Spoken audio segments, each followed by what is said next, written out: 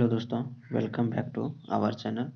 तो दोस्तों, आज की हम इस वीडियो में हम बात करेंगे कि SSC CHSL MTS railway group 2 या किसी भी अन्य एग्जाम में जो गवर्नमेंट एग्जाम है या किसी भी क्षेत्र में सेल कोशिका बायोलॉजी का चैप्टर है। सेल से रिलेटेड 25 महत्वपूर्ण प्रश्न जो कि प्रायः पूछे जाते हैं। तो आज का इस क्वेश्चन के लिए हम क्या किए हैं कि सभी क्वेश्चन को लाए हैं, उसके बाद उसके 4 ऑप्शन को रखे हैं और उसके बाद सभी ऑप्शन में चार ऑप्शन का रखा और चारों ऑप्शन के बाद चारों ऑप्शन का व्याख्या किए हुए।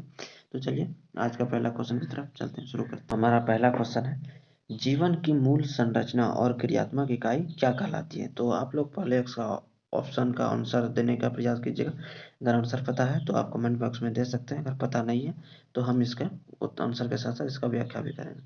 तो इसकी जीवन की मूल संरचना और क्रियात्मक इकाई क्या कहलाती है, तो कहलाती है कोशिका। क्या कहलाती है, कोशिका। तो इसका राइट आंसर हो जाएगा सी नंबर। और इसको व्याख्या भी हम किए हुए हैं, तो इसको आगे व्याख्या देख लेते हैं कि चारों ऑप्शन का क्या क्या मतलब है। तो देखिए, इसका जो मूलभूत इकाई क्या कहती है, कोशिका कहलाती है। देखिए, पहला ऑप्शन क्या था, उत्तक था। उत्तक क्या करता है, वो कोशिका का समूह होता है। दूसरा क्या है, अंग। अंग क्या करता है, ऊतकों का समूह होता है जो एक कार्य करता है। ठीक।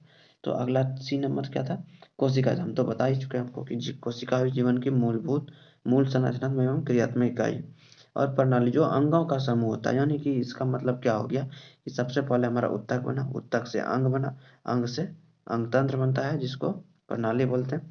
उसके बाद जीव का निर्माण होता है। तो अगला क्वेश्चन की तरफ देख लेते हैं। अगला क्वेश्चन है, कोशिका की खोज किसने की थी। तो आपको पता होगा कोशिका की खोज किसने किया है। तो शायद आप लोग को पता होगा, रॉबर्ट हुक ने। कब किया था, 1665 ईस्वी में। कब किया था, 1665 ईस्वी में कोशिका की खोज। ठीक है। तो आप अगला उसका व्याख्या देख लीजिए कि रॉबर्ट ब्राउन ने क्या किया था, इसने नाभिक का खोज किया था। चलिए आपको दिखाते हुए चलते हैं कि रॉबर्ट ब्राउन ने क्या किया था, नाभिक का खोज किया था।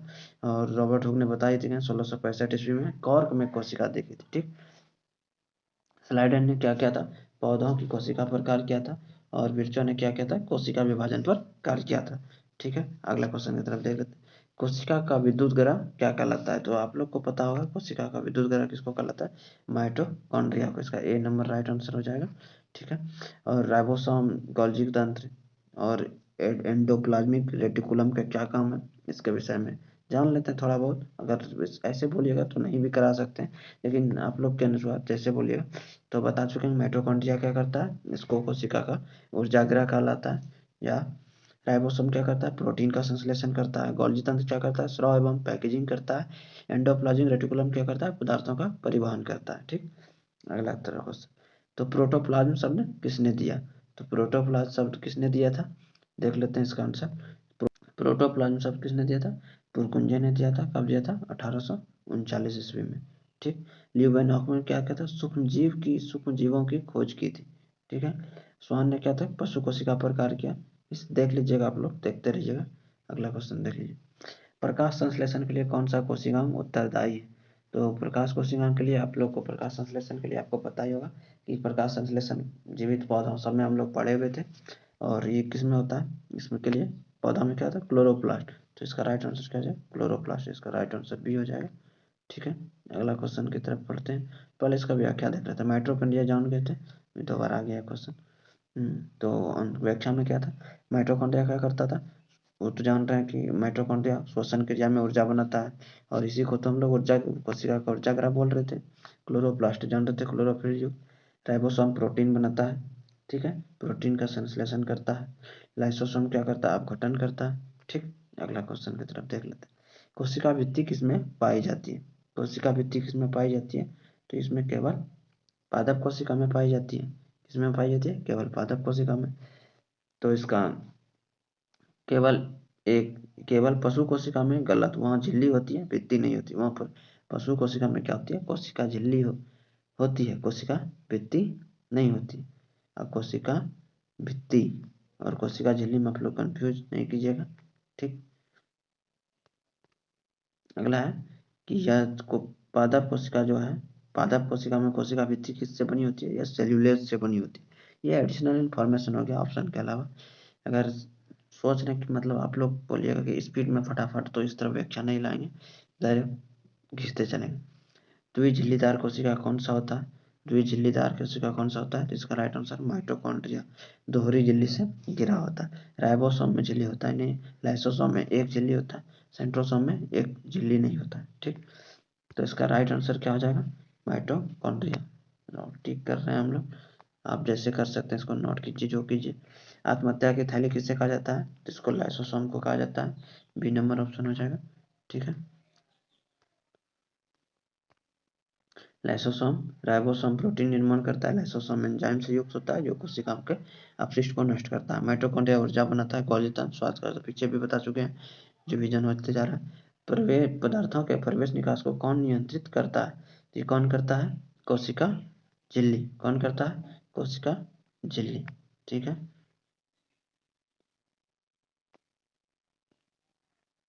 राइट आंसर भी हो जाएगा। ठीक, अगला क्वेश्चन की तरफ देख लेते हैं। इसका नाभि क्या करता है? नियंत्रण केंद्र है, प्रवेश नहीं। कोशिका झिल्ली इसको क्या बोलते हैं? चयनात्मक पारगम। इसको हम सब नोट करके रखें। चयनात्मक पारगम मतलब कौन अंदर जाएगा कौन बाहर रहेगा, उसका चयन कौन करता है? कोशिका झिल्ली। ठीक है, चलिए अगला क्वेश्चन देख लेते हैं। प्रोकैरियोटिक में आनुवंशिक पदार्थ कहाँ पाया जाता है? तो कहाँ पाया जाता है प्रोकैरियोटिक और यूकैरियोटिक? पढ़े होंगे इसके बारे में, नहीं पढ़े हैं तो इसका डिटेल का भी क्लास हम ला सकते हैं। आप लोग जैसा बोलिए। तो प्रोकैरियोटिक में आनुवंशिक कहाँ पाया जाता है? तो न्यूक्लाइड में पाया जाता है। कहाँ पाया जाता है? ऑप्शन नंबर बी, न्यूक्लाइड में। डीएनए इसी क्षेत्र में पाया जाता है। ठीक है, देख लीजिएगा, आगे पूरा व्याख्या करने चलेंगे तो बहुत लंबा हो जाएगा। राइबोसोम का क्या कार्य है? राइबोसोम कौन सी करता है? तो उधर भी पढ़े थे, प्रोटीन संश्लेषण करता है। कौन सी करता है? प्रोटीन संश्लेषण करता है। और ऊर्जा ऊर्जा उत्पादन माइटोकॉन्ड्रिया करता है, पढ़े हुए हैं। प्रोटीन संश्लेषण राइबोसोम, अपघटन लाइसोसोम करता है, पीछे भी पढ़े। गोल्जी तंत्र स्राव करता है, पीछे भी पढ़े हुए हैं, देख लीजिए। केवल पशु कोशिका में पाई जाने वाली संरचना, पशु कोशिका में केवल क्या पाया जाता है? तो इस सेंट्रीओल पाया जाता है। क्या पाया जाता है? सेंट्रीओल। ध्यान रखिएगा, राइट आंसर ए हो जाएगा। ठीक है, अगला क्वेश्चन की तरफ बढ़ते हैं।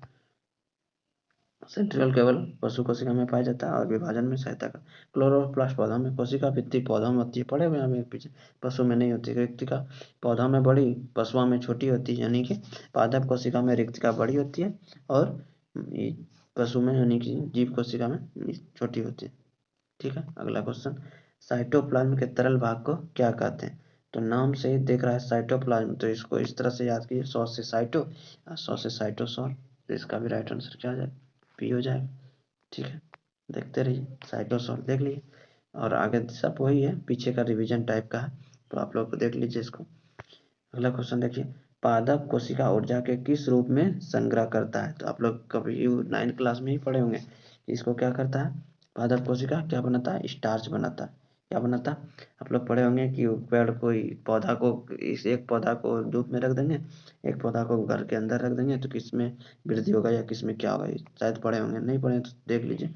इसको क्या बोलते हैं? स्टार्च बोलते हैं। ग्लाइकोजन क्या करता है? पशु कोशिका में ऊर्जा भंडारण करता है। स्टार्च पौधों में करता है। वसा ऊर्जा का दूसरा रूप है और पर मुख्य नहीं। प्रोटीन शरीर का निर्माण में इसी को, प्रोटीन को ही क्या बोलते हैं? Body builder. ठीक है, बॉडी बिल्डिंग, बॉडी बिल्डर नहीं। तो अगला है, नाभिक की खोज किसने की था? अभी तो उधर शुरू पहला ही क्वेश्चन था, ये नाभिक की खोज किसने? रॉबर्ट ब्राउन ने किया था। रॉबर्ट हुड ने कोशिका का खोज किया था। पुरकुंजन एक शब्द दिया था। स्लाइडर ऑसवान ने कोशिका सिद्धांत का ही दिया था। ठीक है, कोशिका सिद्धांत में योगदान किया था। पुरकुंजन ने प्रोटोप्लाज्म दिया था, देख लीजिए। रॉबर्ट ब्राउन ने उधर पढ़े थे कि कब किया था? नाभिक का खोज किया था, नहीं कब किया था? 1831 में। ठीक है, कोशिका सिद्धांत किसने दिया था? अभी तुरंत पढ़े, स्लाइडर और स्वान ने दिया था। किसने दिया था? स्लाइडर और स्वान ने। राइट आंसर ये हो जाएगा। ठीक, हुक और ब्राउन ने क्या किया था? ब्राउन ने भी समझ देख लिए कि उसने नाभिक का खोज किया था। डार्विन और विर्चो ने क्या किया था? देख लीजिएगा, डार्विन ने विकासवाद के जनक थे। विर्चो ने बताया कि नई कोशिका पुरानी कोशिका के बाद बनती है। तो देखते रहिए इसको, इसी तरह याद करते होते जाएगा आपको।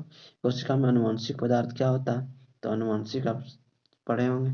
अनुवांशिक, जैसे अनुवांशिक का आदमी नाम सुनता है तुरंत डीएनए मार देता है कि नहीं? तो तुरंत डीएनए हो जाएगा आंसर। आनुवंशिक सूजन प्रोटीन संश्लेषण में सहायक होता है। राइबोसोम भी प्रोटीन संश्लेषण में सहायक था। प्रोटीन संरचनात्मक घटक है। एटीपी ऊर्जा का स्रोत है।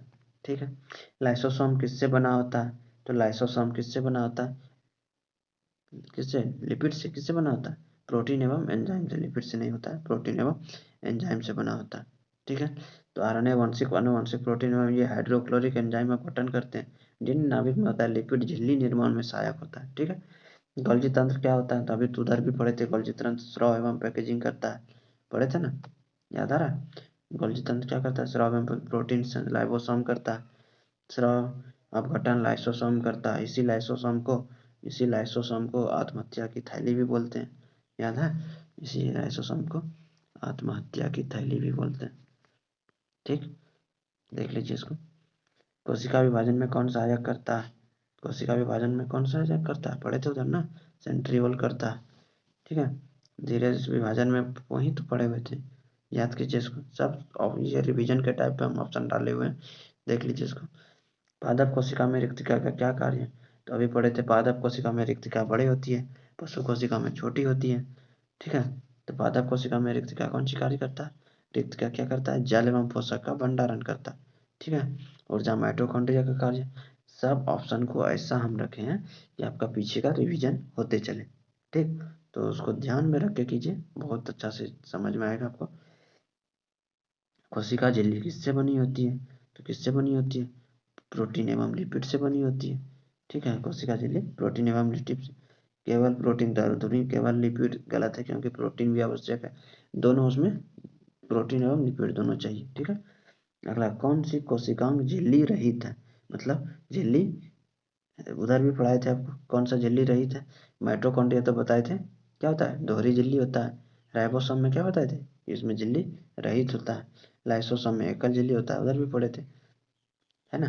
तो उसका आंसर क्या हो जाएगा, राइबोसोम। ठीक, ए नंबर आंसर हो जाएगा। अगला क्वेश्चन देख लीजिए, कोशिका विभाजन का अध्ययन कौन सा सूक्ष्मदर्शी करता है, तो इसमें कौन सा करता है, इसका शायद आंसर हम, कोशिका विभाजन का अध्ययन कौन सा सूक्ष्मदर्शी करता है, इसका शायद आंसर हम नहीं लिखे होंगे। और एक और क्वेश्चन है, प्रोटीन संश्लेषण के लिए आरएनए का कौन सा प्रकार जिम्मेवार है, तो ये दोनों क्वेश्चन आप लोग के लिए होमवर्क के रूप में है, दोनों क्वेश्चन देख लीजिए।